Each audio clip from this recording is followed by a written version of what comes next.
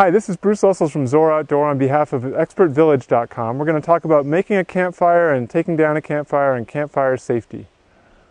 So another great way to start a campfire is called the teepee method. In this method, you're going to make kind of a teepee structure around a center of kindling and other small burnables.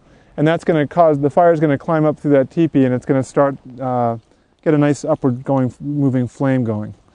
If you happen to have a forked stick like this, that's a nice way to start off your teepee. And just need to get the first 3 sticks to balance easily.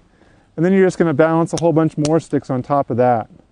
The beauty of this type of fire starting system is that, you know, if the flame does want to move upward and it's got a lot of room to move here, a lot of air can get to it, and ultimately you can get a nice fire going with this method. I'm trying to start with some smaller stuff, and then as I build outwards on the teepee, I'll put in some bigger stuff.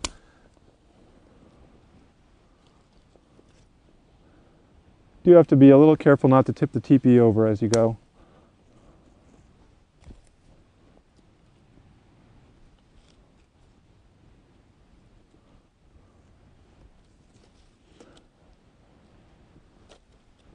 So once I get that all built up and ready to go,